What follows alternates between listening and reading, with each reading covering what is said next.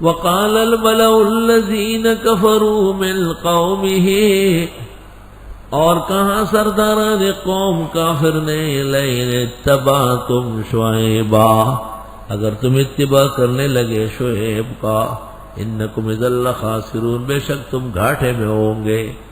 وڈیروں نے غریب اور مسکینوں کو دھمکی دی، اگر شعیب کا ساتھ دیا ہم تمہاری زمینیں چھین لیں گے، ہم تمہارے گھر ویران کر دیں گے، جو ان سے ہو سکتا تھا۔ جس وقت مالداران دین کے موافقین اور اہل دین کو تنگ کرنے لگے تو ان کے آخری دن آ چکے ہوتے۔ فَأَخَذَتْهُمُ الرَّجْفَةُ، مولانا عبداللہ درخواستی کو گرفتار کیا تھا بھٹو نے، امیر تھے جمعیت علماء اسلام کے، مولانا عبداللہ درخواستی گرفتار ہو گئے پنجاب میں۔ تو حضرت مولانا یوسف بنوری رحمۃ اللہ علیہ، جبکہ وہ حضرت درخواستی کے بعض مسائل سے خوش نہیں ہوتے تھے، ناراض رہتے تھے، لیکن جب ان کو یہ پتہ چلا تو انہوں نے باقاعدہ بنوری ٹاؤن کی جامع مسجد میں تمام علماء و طلباء کو جمع کیا، قرآن خوانی کرائی، آیت کریمہ پڑھوائی، بخاری ختم کرایا اور دعا کی اور تقریر کی، اور فرمایا عبداللہ درخواستی اس زمانے میں گزشتہ زمانوں کا آدمی باقی رہ گیا ہے اور وہ بہت نیک اور صالح ہے۔ بھٹو نے بڑے مولویوں کو تنگ کیا، لیکن اس مولوی کو تنگ کرنے کی سزا جلدی بھگتے گا، اور حضرت نے جنگ اخبار میں دیا کہ فوراً ان کو رہا کرے، حکومت معافی مانگے، ورنہ دن کم ہے۔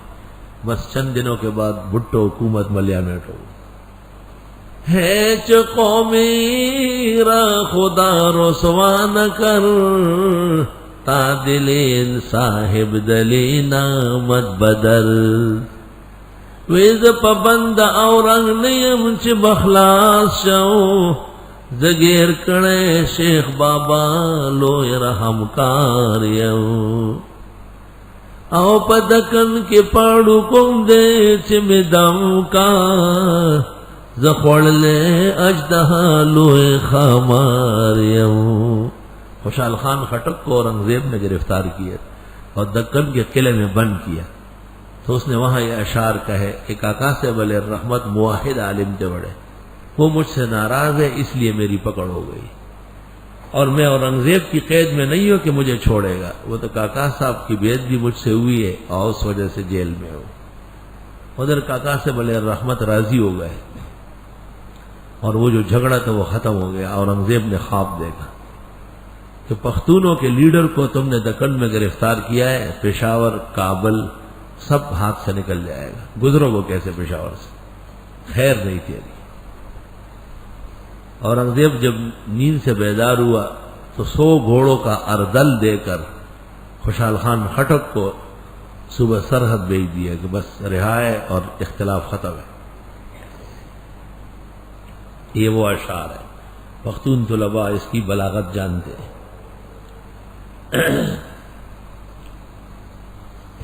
وقال الملأ الذين كفروا من قومه لئن اتبعتم شعيبا انكم اذا لخاسرون فاخذتهم الرجفة، پس آن پکڑا ان کو ایک زلزلے نے، رجفہ جھٹکا، فاصبحوا في دارهم جاثمين، ہو گئے اپنے گھروں میں اوندے منہ۔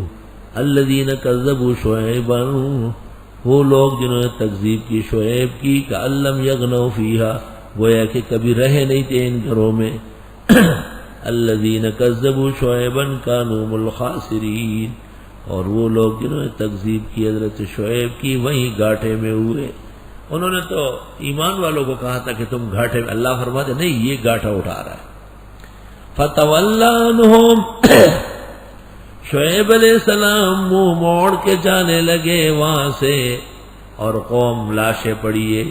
وقال یا قوم لقد ابلغتکم رسالات ربی، اے میری قوم میں تو پہنچا چکا ہوں تم کو پیغامات میرے رب کے، ونصحت لکم، اور میں خیر خواہی کر چکا ہوں تمہاری۔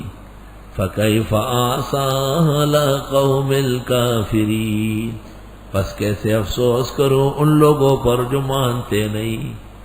وما ارسلنا فی قریۃ من نبی، ہم نے نہیں بھیجا کسی بستی میں پیغمبر، الا اخذنا اہلها بالبأساء والضراء، مگر پکڑا وہاں کے لوگوں کو تنگی اور بیماریوں سے، لعلہم یضرعون، ہو سکتا ہے وہ عاجزی کر لے۔ ثم بدلنا مکان سیئۃ الحسنہ، پھر بدل دیا بری حالت کو اچھی حالت میں، حتی عفو، کسرو، عفا یعفو کے معنی کسرو، یہاں تک کہ بڑھ چڑھنے لگے۔ وقالوا، کہنے لگے، قد مس آباءنا الضراء والسراء، یقیناً پہنچ چکی ہے ہمارے بڑوں کو بھی بیماریاں خوشیاں، یہ تو آتے رہتے، اس سے کیا فرق پڑتا ہے، یہ کہنے لگے، یہ نہیں کہ معافی مانگے۔ فَأَخَذْنَاهُمْ بَغْتَةً وَهُمْ لَا يَشْعُرُونَ، پس آن پکڑا ہم نے ان کو اچانک اور ان کو پتہ بھی نہیں چلا۔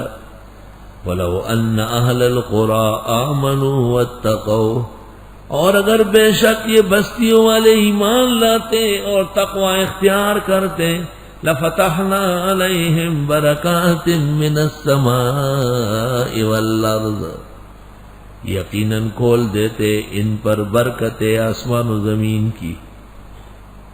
ایمان اور تقوی سے آسمان و زمین کی برکات نصیب ہوتی ہے، آیت واضح ہے۔ ایمان اور پرہیزگاری سے آسمان و زمین کی برکات نازل ہوگی۔ تو آج جو مسلمانوں کے ساتھ برکات کی کمی ہے، پرہیزگاری کی کمی ہے۔ وَلَٰكِنْ كَذَّبُوا، لیکن انہوں نے تکذیب کی، فَأَخَذْنَاهُمْ بِمَا كَانُوا يَكْسِبُونَ، پس آن پکڑا ان کو بس اب ان کے کمانے کے، کھانے کمانے میں بڑے محتاط نہیں۔ أَفَأَمِنَ أَهْلُ الْقُرَىٰ أَن يَأْتِيَهُمْ بَأْسُنَا بَيَاتًا وَهُمْ نَائِمُونَ، آیا امن سے بیٹھ گئے بستیوں والے کہ آ جائے ان پر ہمارا عذاب رات کو اور یہ سو رہے ہو۔ رات کا بہترین وقت کہ آدمی عبادت میں ہو۔ دلا بسوس کے سوزے تو کارہا بکنت، دعائے نیم شب دفع صد بلا بکنت، اے زخمی دل راتوں کو اٹھا کرو تیرے بڑے کام ہیں، اور راتوں کے آدھی رات کی دعائیں سینکڑوں بلاؤں کو ٹالتی ہے۔ شیراز کا ایک شاعر حافظ اتنا زبردست ولی اللہ ہے، دل بسوس کے سوزے تو کارہا بکنت، دعائے نیم شبی دفع صد بلا بکنت۔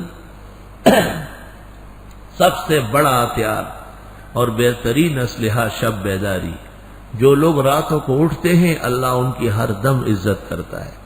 اللہ شب بیداری کی نعمت نصیب فرمائے۔ کہتے ہیں شیخ الاسلام شیخ العرب والعجم مولانا حسین احمد مدنی رحمت اللہ علیہ کی یہ شان تھی کہ جو طالب علم، جو شخص ان کے درس میں بیٹھ جاتا شب بیدار ہو جاتا۔